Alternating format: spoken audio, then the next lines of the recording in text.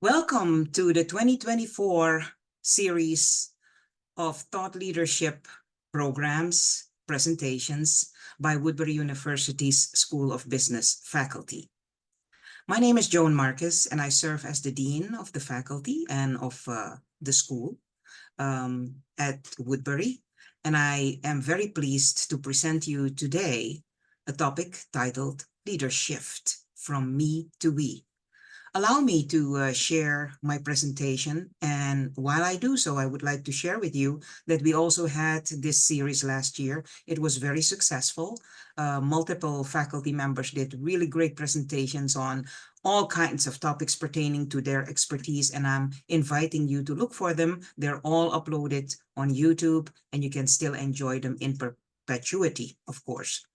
Now, what I have today is, as I said, something leadership oriented, because that is my area of comfort, my area of teaching, my area of study.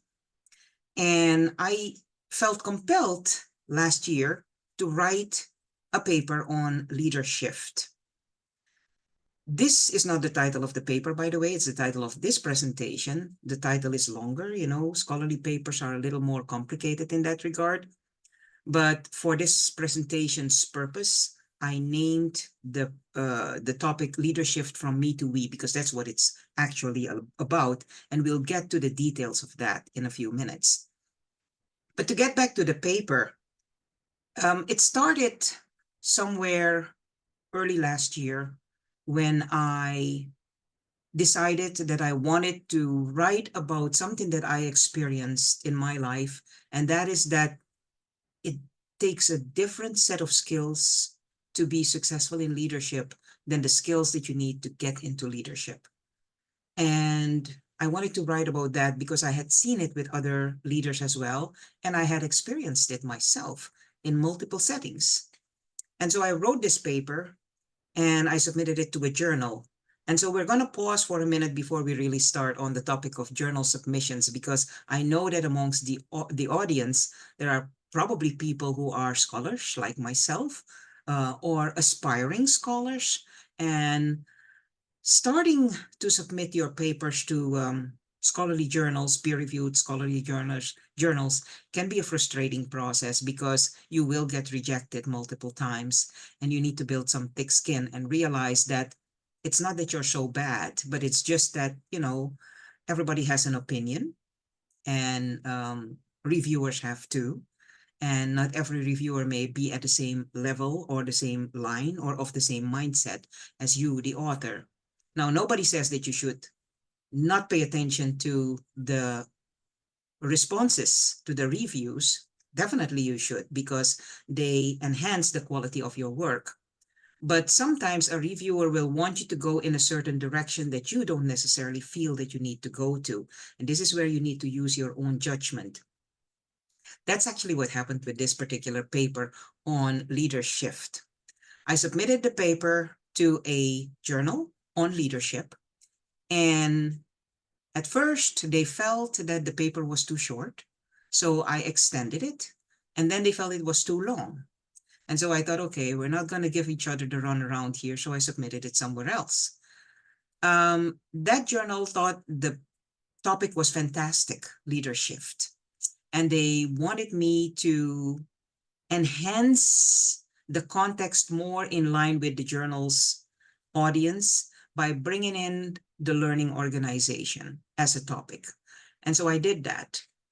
The second response I got was that the learning organization information that I used was okay, but it was a little bit dated, because I cited Peter Senge a lot, and his work in that regard is a little seasoned, to not say it's not outdated. It still makes a lot of sense. He is actually the foundational thinker of the learning organization. But they felt that I should also use some newer resources, which I did. So there we go in a third iteration. Then the reviewers had some additional comments, which I also respected and applied. And at the fourth iteration, the reviewers were in agreement that this paper was now good for publication. Well, to my big surprise, the editor said, well, I don't know why the reviewers are in agreement, because I feel that I want you to go in a completely, excuse me, different direction here. So if you don't mind, could you also take this off and put that in? And to me, that was the straw that broke the camel's back. In that regard, I thought, okay, no, we're not going to do that. So to give you an example, what happened afterwards, I withdrew my paper from that journal and submitted it to a third journal, a very good journal. And believe it or not, they were so happy with the topic. They thought it was so fascinating. No revisions needed. It was ready for acceptance and publication later this year. So this is just to give you an example and maybe to encourage you as an author and as a scholar to not get disheartened when your work doesn't get accepted by the first journal or even the second journal. My experience has been, by the way, that the papers that have been most rejected, I keep a log of how often a paper gets rejected and by which journals.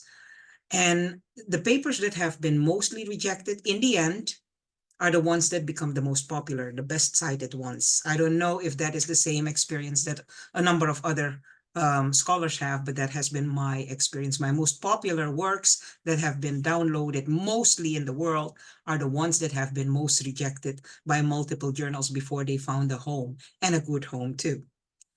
But now back to Leadershift, the topic. So what I will be talking about here is the path toward leadership, which is an interesting path in and of itself.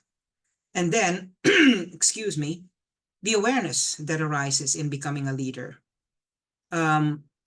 Further, I will get into Leadershift, the how and why that Leadershift entails. And I have to say, when this term came up in me when I was writing the paper, I thought that I was onto a new term. And it is a relatively new term, but I cannot coin it because John Maxwell had already written about it. And I saw that there is a book, not a very old book, out by John Maxwell, and I will be reading that book soon, but I didn't want to purchase it or read it before I did this particular writing and that resulted in this presentation, because I didn't want my mind to be influenced by what he may have had to say about it. I suspect that it is a similar topic, a similar mindset that he had behind it.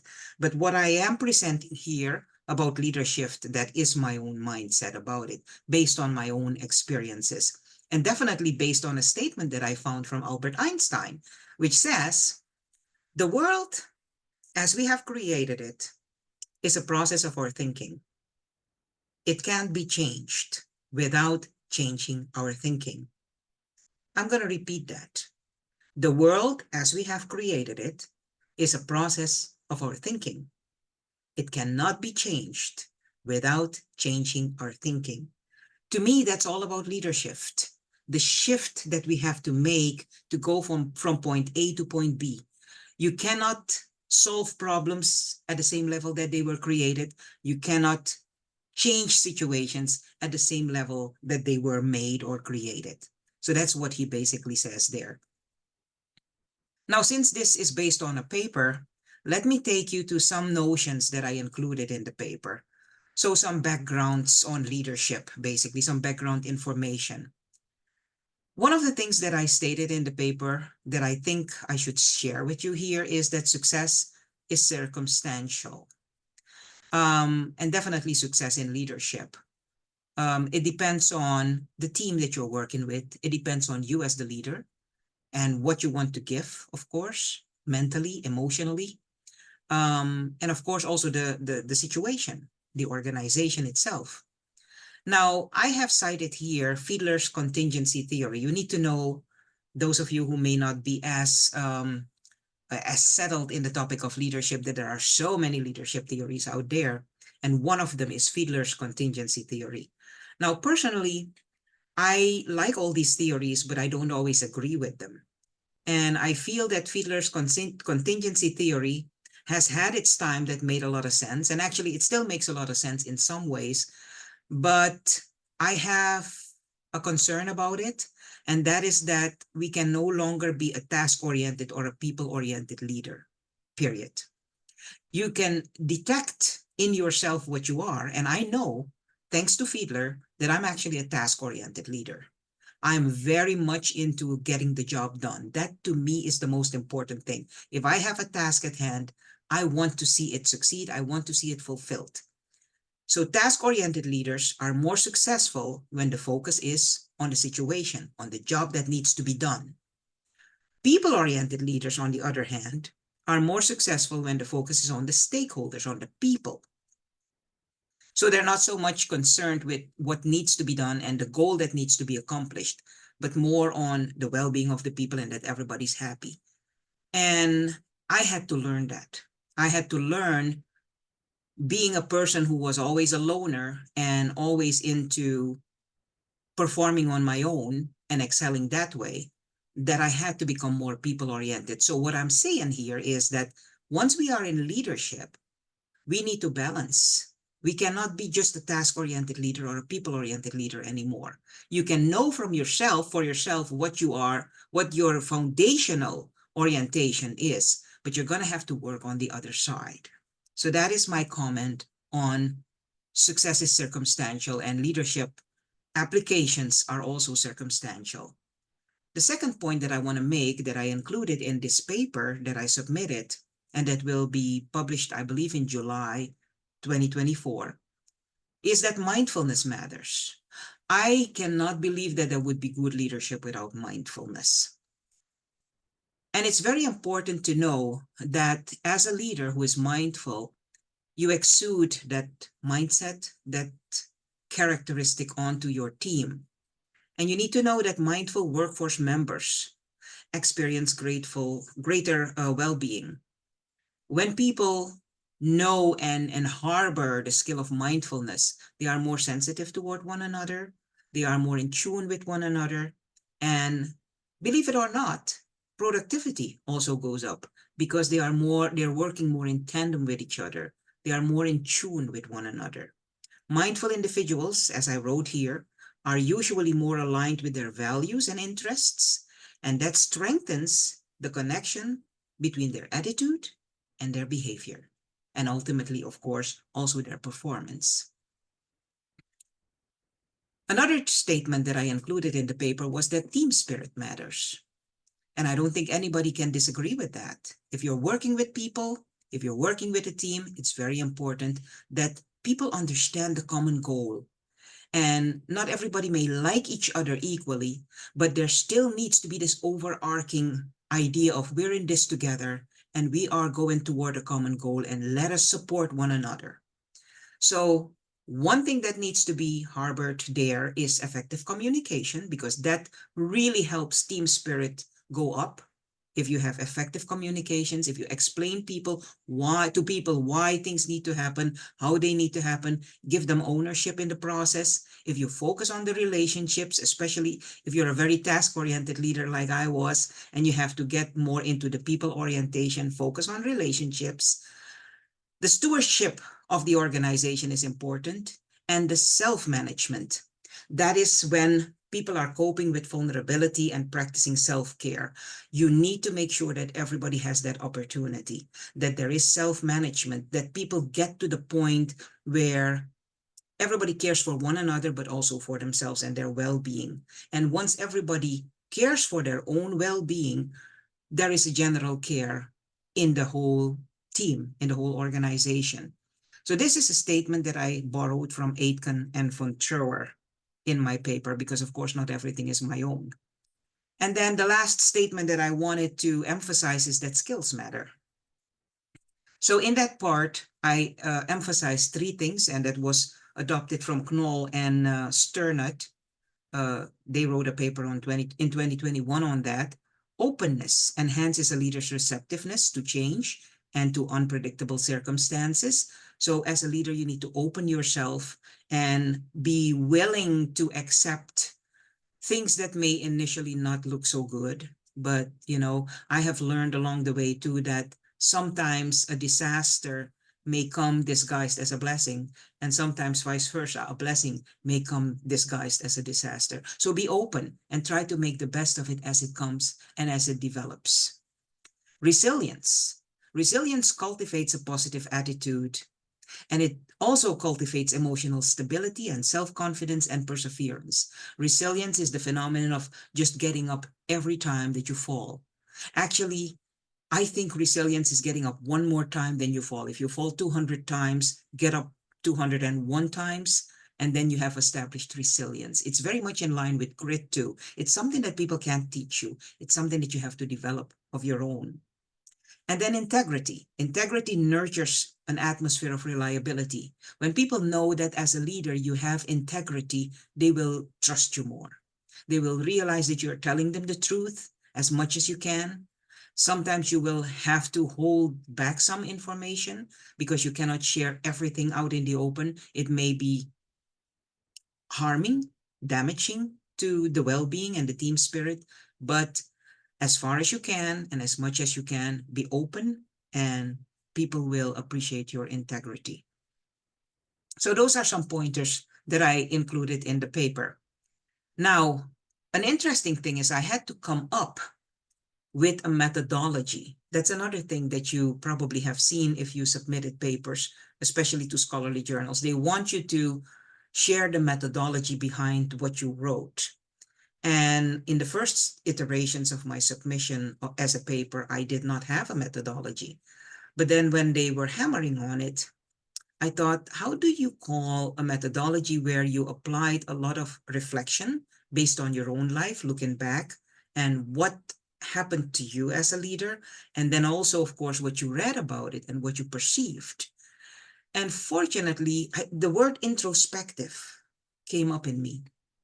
And I started looking through databases, research databases. And fortunately, there was one paper amongst hundreds of thousands that was talking about an introspective review, which is exactly what I feel I did. It's based on your experiential reflections and observations. And so that is what this is all about, my experiential reflections and observations. So now this part is not to brag, but to share with you why I said and what I wrote in this paper to justify my experiential reflection and observations, because they were asking for that. Why do you say that you have that experience? Why do you say that you have observed it? Where have you observed? And how have you brought that out before? You know, they want to know everything in the scholarly world. My experiential reflection is based on the fact that I co-founded several organizations. I was the co-founder of multiple for-profit entities in advertising, in agriculture, in import and export, and in real estate in my home country, which is Suriname, South America. And then also in Suriname, the first one, I was the co-founder of a nonprofit about women awareness. And once I moved to the US and started my second ride of education and my second career, basically, I co-founded an organization, a nonprofit that focused on spiritual awareness for business leaders. And that I co-founded that in 2007. And more recently in 2019, I founded, that was a single founded work, an organization that focuses on women advancement for women in need who want to make the best of their educational journey. Aside from all that, I am an academic leader. I am serving currently as a business school dean, as I mentioned earlier. Now, where do the observations come from? Well, from formal leadership studies. I did 2 doctorates in leadership focused studies, one at Pepperdine University, the other at Tilburg University in the Netherlands. And I wrote a number of books, actually a lot more, but these are the single-authored books that pertain specifically to the topic of leadership, as you see there.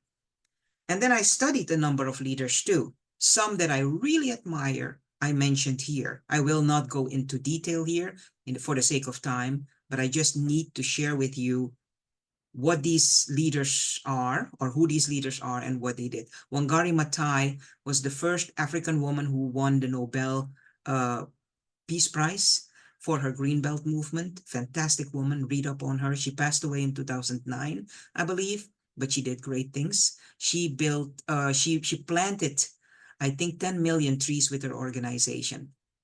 So she was very much against the deforestation that was happening without any replanting of trees, and so she took that in her own hands. Muhammad Yunus, who was an economics professor, went back to Bangladesh, his home country, when the country became independent.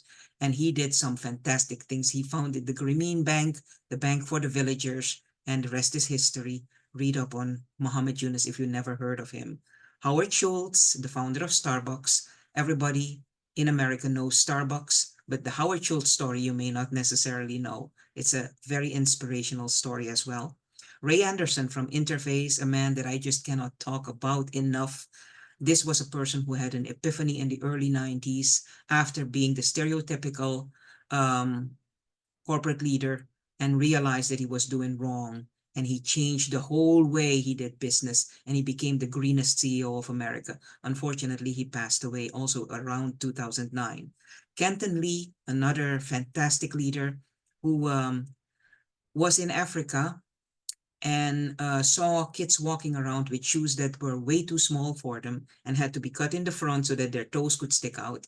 And he wanted to develop a shoe that grows, and he couldn't find help from any of the established corporations. He tried Adidas and he tried Nike and all the other great names, and nobody wanted to work with him. But finally, he worked with a smaller company and he found it, created the shoe that grows, and now makes sure that thousands of children in poor countries can benefit from the shoe that grows. And Millard Fuller, lastly, the man who founded Habitat for Humanity, a fantastic organization. He passed away too, but his story is also very inspirational. A man who was a millionaire before 30, gave away all his riches because he was a lawyer, an attorney, and was so immersed in his work that he was not paying attention to his family until his wife and kids left him. And that's when he realized that they were the important part of his life. He gave away his millions, and they started all over again, and they started doing the right thing, building homes for those who needed them. So these leaders are the ones that I really admire and that I looked at to find out what it was that made them who they are and what they did along the way. Now, as I was writing this paper and overthinking and contemplating on everything, I made a proposition, and I wrote that too. And my proposition was simply the behaviors that propel leaders into their position are not the same as the ones that will successfully keep them there. That's in line with Einstein's statement, right? You cannot change if you don't change your thinking. So that's what that boils down to. And it's based on the following. This is a reality.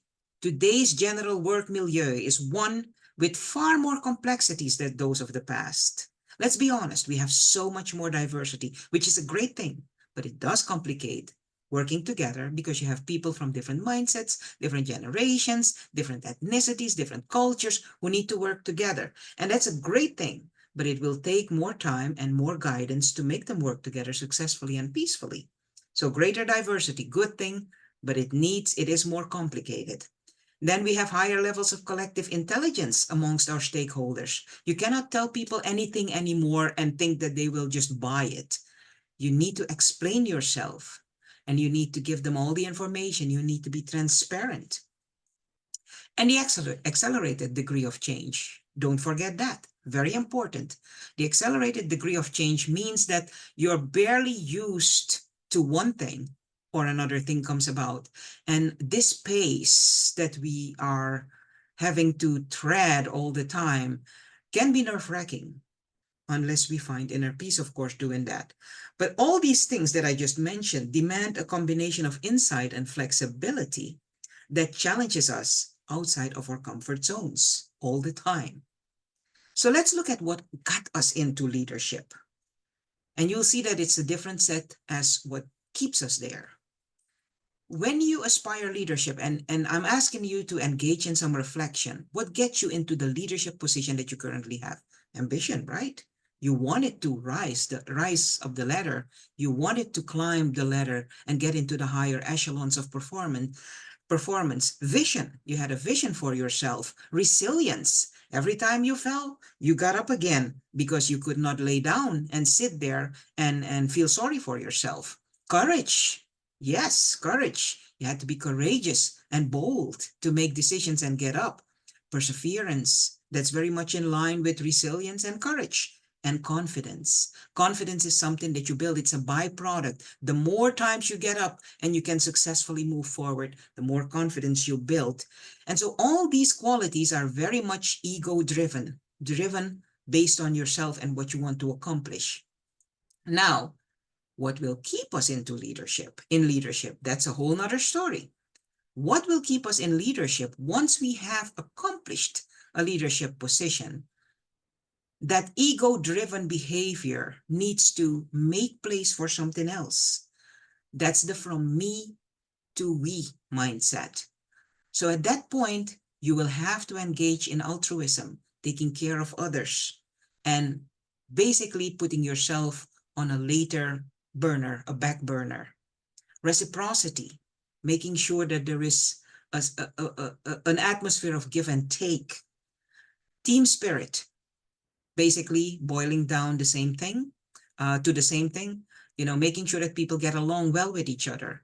The collective repute, making sure that the whole organization that you stand for, your department, is doing well and is perceived well by the rest of the world. Intrinsic motivation, making sure that everybody is satisfied with what they do, not just more money, more money, more money, but also making sure that they are satisfied with what they do, that they feel fulfilled. And collective excellence, the fact that as a team, we need to have a sense of purpose together. Now that to me is where leadership happens, where leadership takes place. But it's challenging. And I experienced that too, because in the beginning, when I was asked to step into a leadership position, especially my most recent leadership position, I had been a loner for a long time, focused on my own excellence. So in order to become altruistic, when you have catapulted yourself up the career ladder through your ego-driven skills, that's not an easy shift, but it's an important one. And so I will continue to read these next pieces. Leaders' altruism becomes critical when the overall quality of a team is being assessed and the leader realizes that the team is only as strong as its weakest link. As a school of business, we have the highest accreditation, AACSB, and we're a very small school to have that high accreditation. It's an accreditation that only 5% of schools in the world have, business schools in the world have. Now, you cannot accomplish that if you don't have a strong team that understands the togetherness in excellence that we have to display and develop and display. And so this is where you realize that, hey, my team needs to be strong. I cannot be the only one that is strong. That is where the next statement comes in. You cannot always replace your weakest link fast enough, but you can elevate the strength of your weakest link. You better help the weakest link to get up to par with the rest than just throw somebody away and demoralize the whole group. And then, of course, key in this whole thing are motivation and support. So how do we go about leadership shift, you may ask? Because yes, if it doesn't come natural to all of us, how do we do it? Well, through mindfulness practices. I've found that that helps a lot. In my case, the mindfulness practices, you engage in regular reflection, you sit, you contemplate, and that can lead to greater awareness and it can lead to insights that you may have overlooked before. Meditation, another thing that I really like to do because, of course, it brings inner peace. There are many forms of meditation. They all lead to a calmer mind and to deeper insight. I personally like Vipassana meditation or insight meditation because it cleanses yourself and it cleanses your perspective in the world. And then walking, for those of you who don't necessarily believe in meditation or in mindfulness practices, walking, I think, can be very, very eye-opening. I have engaged in that a lot, and I found that my best ideas came when I engaged in long walks. It's unbelievable what mindsets you get. Mentorism. If you can't come out of it yourself, if there are blocks, mind blocks, just engage in mentorism. And remember, you don't have to have the same mentor all your life long because you go through stages, you develop, And so a person who was your mentor once upon a time may not necessarily be the right mentor at another time, at another stage in your life. But mentorism is surely important, and you should engage in that and have one or more mentors. They don't necessarily have to be in your organization.